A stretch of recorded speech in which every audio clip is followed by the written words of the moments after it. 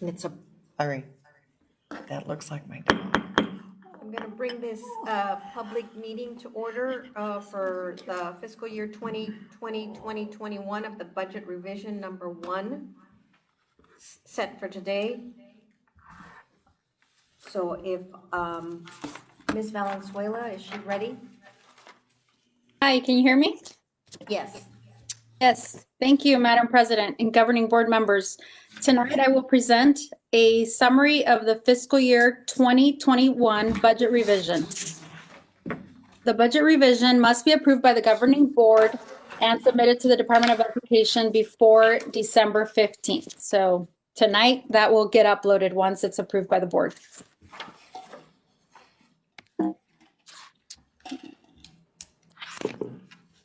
In June, the board approved the fiscal year 21 adopted budget. The general budget limit amount at that time was $58.5 million. Again, keeping in mind that we base that budget on a flat enrollment.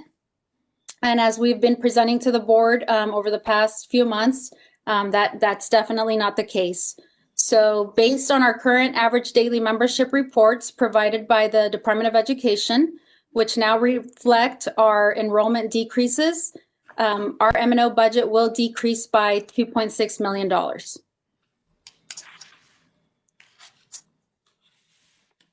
If you recall, in September, at our board meeting, we talked about the different funding relief sources available to our district to cover any revenue decreases due to our declining enrollment. We have the Enrollment Stabilization Grant, which was federal funds, part of the CARES relief fund that the state received. Our ESSER funding, which is managed through the Department of Education, and contingency funds.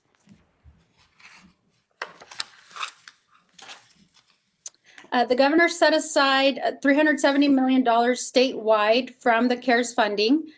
This funding was intended to help stabilize school budgets due to loss of enrollment.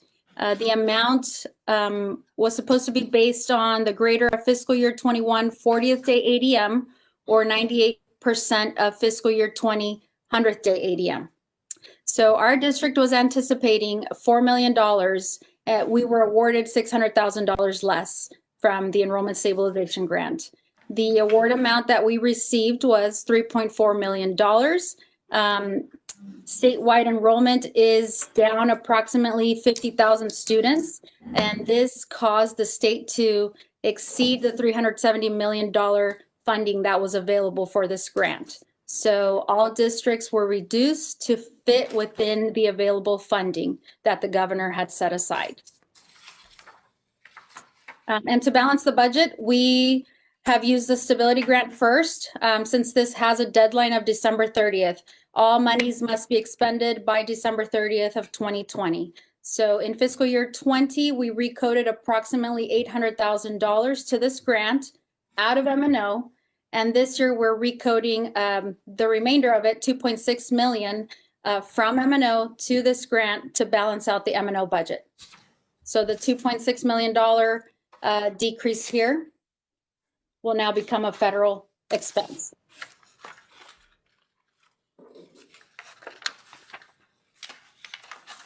We have received the revenue for this. The grant, Jamie and I worked on journal entries last week, so we've received the funding, and the $3.4 million have all been recoded.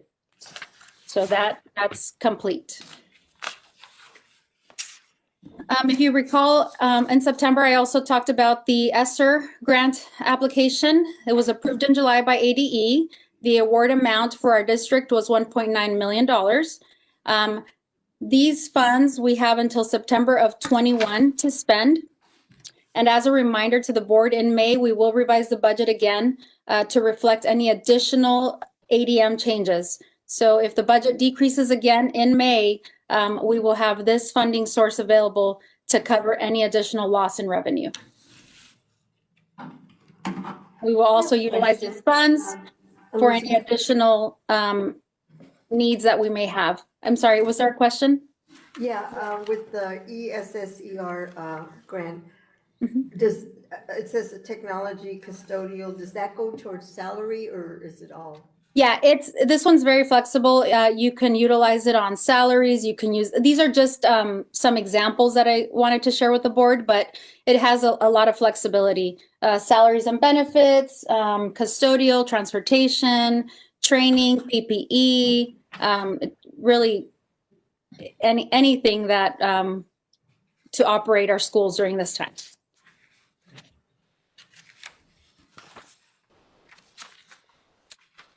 Moving on to our district additional assistance. Our adopted budget was $3.3 million. And the FY20 budget balance carry forward was higher than estimated in fiscal year 20 adopted budget, which increases our capital budget by $56,000.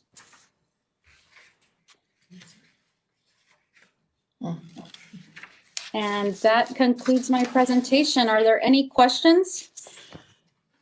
Elizabeth, I have a couple. On Yes. the 3.4 million that you said we had to recode,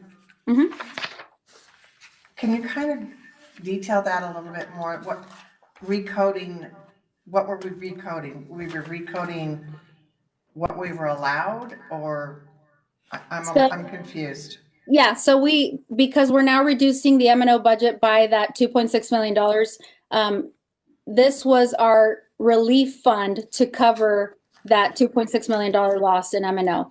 So we recoded the majority salaries and benefits out of M&O over to the Enrollment Stabilization Grant. Okay. What's the accountability about with this? Do you have to get back to the funding source with exactly what the money was spent on, or is it? So there was new information released not too long ago that up to $500 per pupil is presumed COVID. So that's it. We don't have to submit any more reporting to the state. We've been given the money. The money has been deposited, and we've recoded everything. So this grant is now closed out, and there is no additional reporting required for this. So the governor's enrollment grant, that's the one, right? Is that the one we were $600,000 short of what we were anticipating? Correct. Okay, can you explain again? I know you did make a statement about the reason why the districts were shorted. Yeah, so absolutely. So statewide enrollment is down. What I've read out there, approximately 50,000 students. Right. So again, all these districts started applying for this grant, and the state didn't set aside enough funding to cover the significant loss of ADM across the state. So when we reached that $370 million total statewide, then they had no other choice but to reduce that funding for all districts. Do you have any idea how they determined what district and how much got shorted? I asked for the formula on how calculated that, and they sent me to an FAQ, which doesn't give me my answer. I wanted to see the calculation. Generic. Selling me wanting an answer from me. Yeah. Yeah. And because the grant is closed out, pretty much, there's no recourse. No, we're done. We have the money. We deposited the money. Okay. We're done with this. All righty. Thank you. Elizabeth, just one other question. You know, when you Yes. said you and Jamie did journal entries, I'm assuming that a lot of the money was coded, like, for example, at 125, and then whatever the account code is for the enrollment stabilization. Correct. You That is just correct. had to turn around and change it to whatever the appropriate number was, correct? Something like that. I know it's, you know, that's just a very, very simple Very explanation. simple way, but that's exactly what we did. Yes. Just changing out the fund. Okay, that's what I thought. Thank you Yep. so much. Absolutely. Any other questions?